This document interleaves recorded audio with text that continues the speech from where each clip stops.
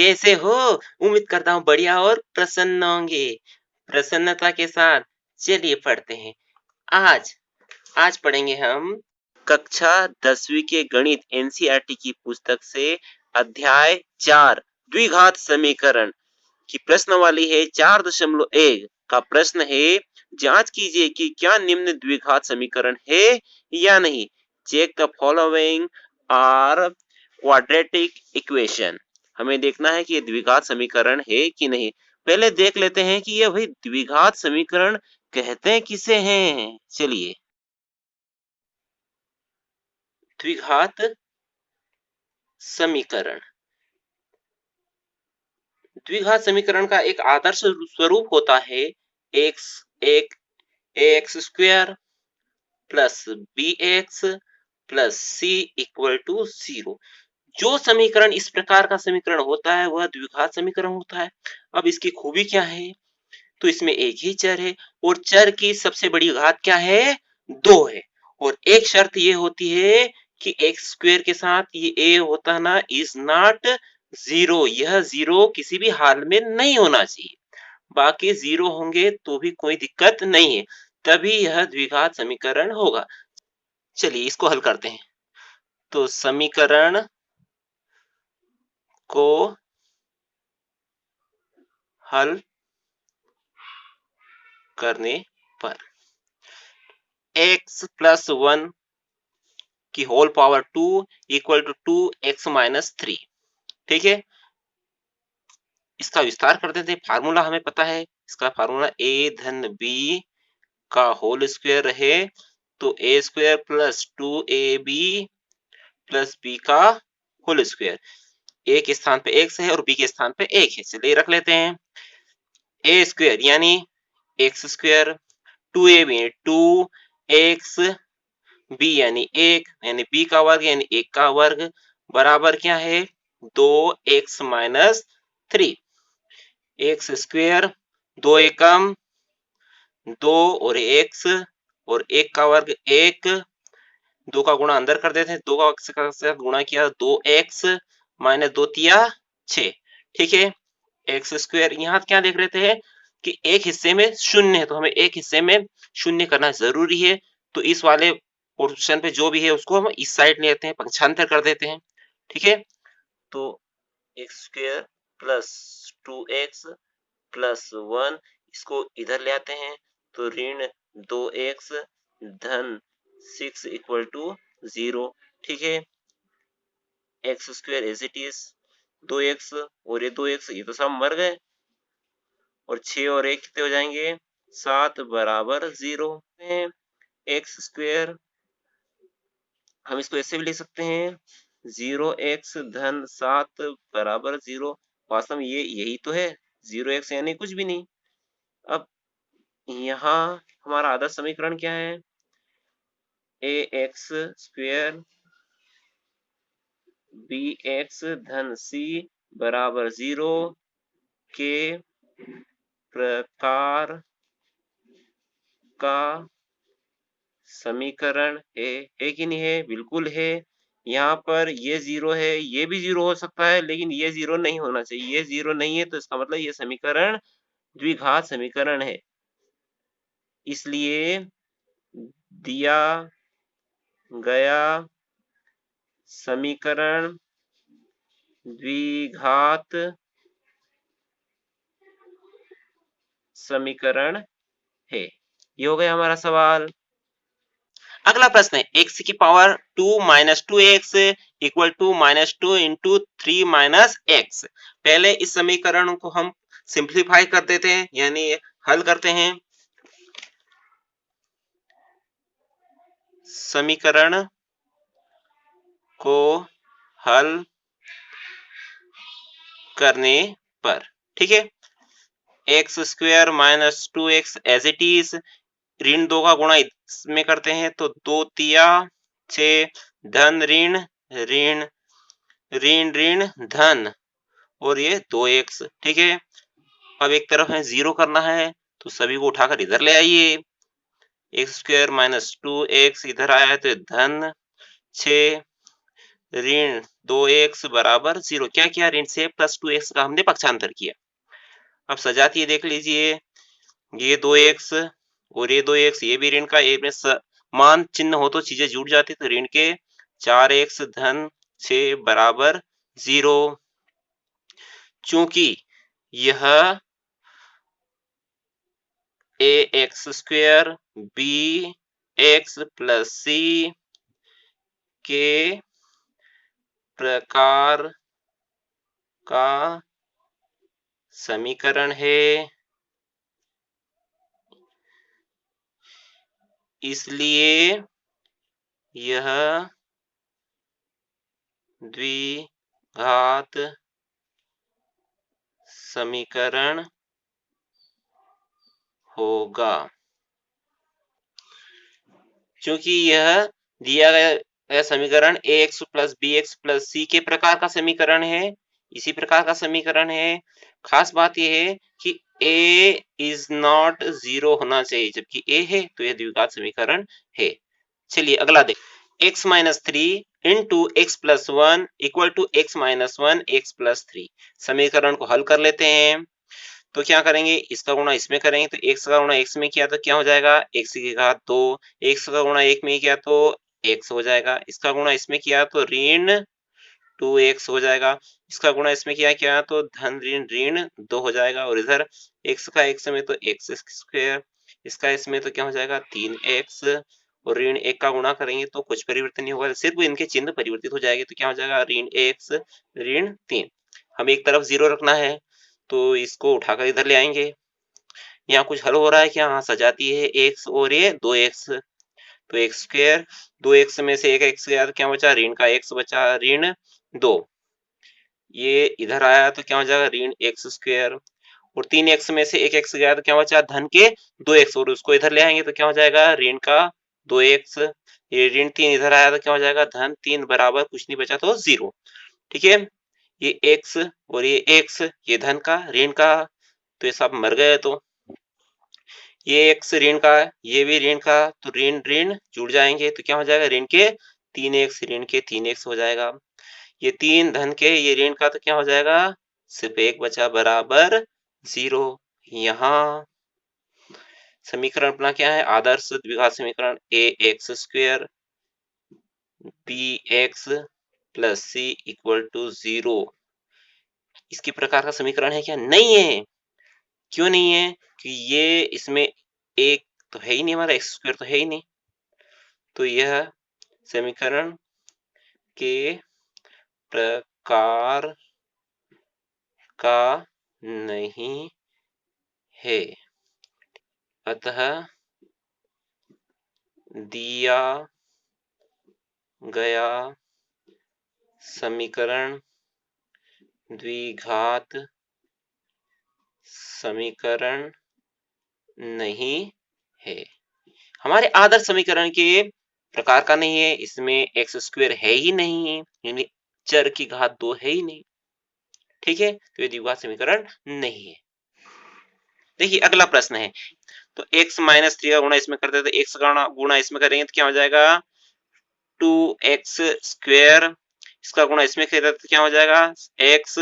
अब ऋण 3 का गुणा कर लेते हैं, ऋण 3 दूनी 6x 3 एकम 3। ठीक है, इसका गुणा इसमें करेंगे तो x² और ये हो जाएगा 5x।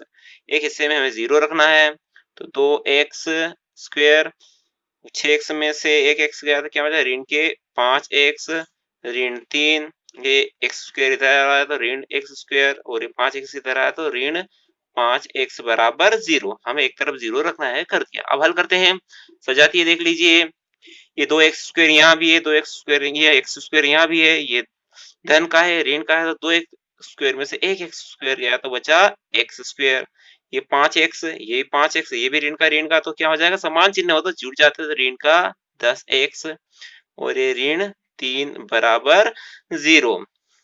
यहाँ हमारा समीकरण कौन है, आदर्श समीकरण है ax² plus bx plus c equal to 0 के प्रकार का यह समीकरण है। इसलिए दिया गया समीकरण द्विघात समीकरण है। ठीक है, ये हो गया हमारा सवाल। देखिए अगला प्रश्न है 2x ऋण 1 इंटू x ऋण 3 x धन 5 x ऋण 1। ठीक है, इसे हल कर लेते हैं पहले। तो 2x का गुणा इस x में किया तो क्या आया 2x वर्ग, 2x का गुणा ऋण 3 में किया तो ऋण 3 दूनी 6x हो जाएगा। ऋण 1 का गुणा किया तो ऋण x और इसका गुणा इसमें क्या ऋण 3, 3 एकम 3 और ऋण ऋण धन हो गया। ठीक है, x का गुणा इस पूरे एक में करेंगे तो x स्क्वायर, इसका गुणा ऋण 1 में किया तो ऋण x, 5 का गुणा इसमें किया तो धन 5x और धन ऋण 5 एकम 5, 2x स्क्वायर, ये 6x और ये x तो क्या हो जाएगा ऋण के 7x धन 3, इनको इधर ले आते हैं तो ऋण का x स्क्वायर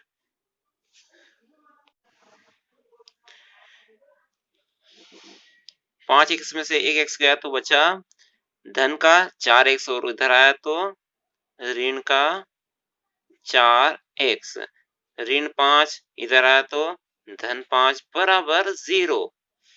ये 2x धन के है, ये x स्क्वायर ऋण का है तो 2 में से 1 गया तो x की घात 2 बचा। ऋण 7x ऋण 4x दोनों ही ऋण के तो जुड़ जाएंगे तो 11x हो जाएगा। 3 और 5 8 बराबर 0। यहाँ ax स्क्वायर bx धन c बराबर 0 के प्रकार का समीकरण है कि नहीं है ना, इसके जैसा ही है। अतः दिया गया समीकरण द्विघात समीकरण है। ठीक है, अगला देख लेते हैं। प्रश्न है x square plus 3x plus 1 equal to x square minus 2 की पावर 2। हल कर लेते हैं, सिंप्लीफाई करते हैं। x की पावर 2 धन 3x धन 1 बराबर, इसको हल कर लेते हैं। इसके लिए एक फार्मूला है हमारा, a ऋण b का होल वर्ग रहे तो a वर्ग ऋण 2ab धन b का वर्ग। ठीक है, ये हम 7वीं से पढ़ रहे हैं। तो a के स्थान पे x है और b के स्थान पे 2 है तो रख देते हैं। a का वर्ग यानी x का वर्ग ऋण 2a यानी x, b यानी 2 धन b का वर्ग यानी 2 का वर्ग, x square plus 3x plus 1 ऋण x इधर आएगा तो क्या हो जाएगा ऋण x स्क्वायर, 2 दूनी 4x, ऋण के 4x हो जाएंगे तो इधर आएगा तो धन के 4x हो जाएंगे और ये 2 का वर्ग यानी 8, 8 इधर आया तो ऋण का 8 और इधर कौन बचेगा 0। अब ये x स्क्वायर धन का है, ये ऋण का है तो ये सब मर गए। 3x और ये 4x कितने हो गए 7x, 4 में से 1 गया तो क्या बचा 3 बराबर 0। अब देख लेते हैं यहाँ ax स्क्वायर bx धन c बराबर 0 के प्रकार का समीकरण नहीं है। क्यों नहीं है, क्योंकि यहाँ a है ही नहीं, a इज नॉट 0 तो यह द्विघात समीकरण हो ही नहीं सकता। अतः यह द्विघात समीकरण नहीं है। ठीक है, देखिए अगला प्रश्न है x प्लस 2 की power 3 equal to 2x into x square minus 1। ठीक है, इसको सरल हल कर लेते हैं। पहले x धन 2 की घात 3, इसके लिए हम पहले फार्मूला देख लेते हैं। ये फार्मूला हम पहले पढ़ चुके हैं, a धन b की घात 3 रहे तो a की घात 3 धन 3a स्क्वायर b धन 3a b स्क्वायर और b की घात 3। ठीक है, a की जगह x है और b की जगह 2 है, रख देते हैं। a की घात 3 यानी x की घात 3, 3a स्क्वायर यानी x स्क्वायर, b यानी 2, 3 a यानी x, b यानी 2 का वर्ग, b की घात 3 यानी 2 की घात 3 बराबर, इसका गुणा करते चलो, 2x का गुणा x स्क्वायर में करेंगे तो क्या हो जाएगा, 2x की घात 3 ऋण 2x। ठीक है, इसे हल कर लेते हैं। x की घात 3, 3 दूनी 6x स्क्वायर, ठीक है, 3 और 2 और कितना होता है 4, 3 चौक 12x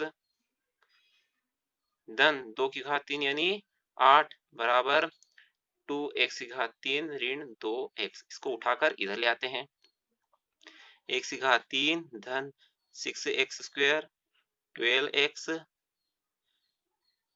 प्लस 8 माइनस 2x की पावर 3, इसे उठाकर इधर लाया तो धन का तो ऋण का हो गया, धन 2x बराबर 0।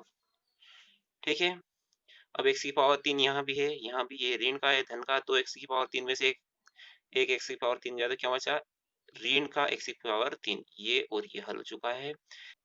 6x वर्ग है क्या, नहीं है, 6x स्क्वायर धन के हैं, 12x और 2x कितने हो जाएंगे 14x, और ये 8 अचर है क्या, कोई नहीं है तो ऐसे कैसे लिख दो, 8 बराबर 0। अब क्या देखते हैं, यहाँ ax स्क्वायर bx धन c बराबर 0 के प्रकार का समीकरण है कि नहीं है, नहीं है कि x की पावर यहाँ 3 है और ज्यादा ज्यादा कितने होनी चाहिए, 2 ही होनी चाहिए, तो प्रकार का समीकरण नहीं है। अतः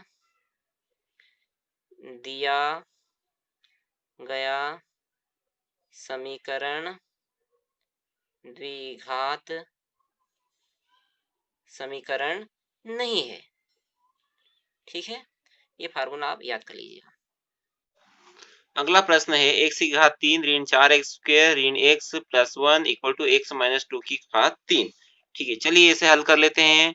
x की घात 3 ऋण 4x स्क्वायर ऋण x धन 1 x माइनस 2 की घात 3, इसके लिए एक फार्मूला है, हम पहले पढ़ चुके हैं, a ऋण b की घात 3 रहे तो a की घात 3 ऋण 3a स्क्वायर b धन 3a b स्क्वायर ऋण b की घात 3। ठीक है, बस इसी फार्मूले में x और 2 को रखना है, a के स्थान पे x है और b के स्थान पे 2 है।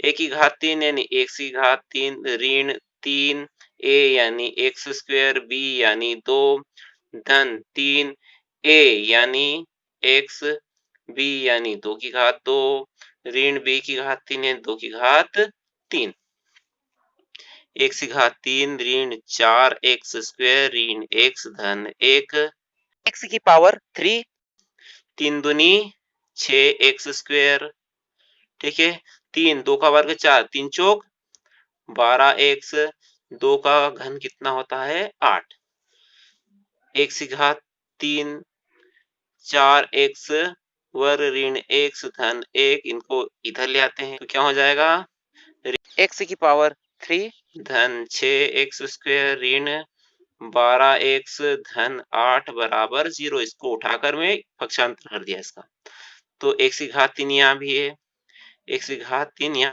तो x की घात 3 से x की घात 3 मर गई, ये 4x वर्ग, ये 6x वर्ग, तो 6x में से 4 गए तो क्या बचा 2x वर्ग, ये 12x ये x दोनों ही ऋण के तो क्या हो जाएंगे 13x, ये 8 और 1 9 बराबर 0। चूंकि यहाँ समीकरण ax वर्ग bx धन c के प्रकार का समीकरण है,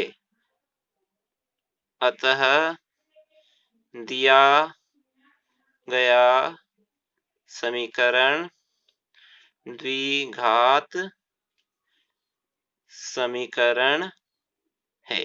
ठीक है, ये हमारा प्रश्न क्रमांक 1 पूरा हो गया। अब आप यहाँ पर 3 प्रकार के फार्मूले यूज़ किए गए हैं, उनको आप याद कर लीजिए। पहला तो ये है, ठीक है? वीडियो अच्छा लगा हो तो लाइक कर दीजिए और इस प्रकार की वीडियो प्राप्त करने के लिए चैनल को सब्सक्राइब कर दीजिए। अगले वीडियो तक जय हिंद, जय भारत, वंदे मातरम।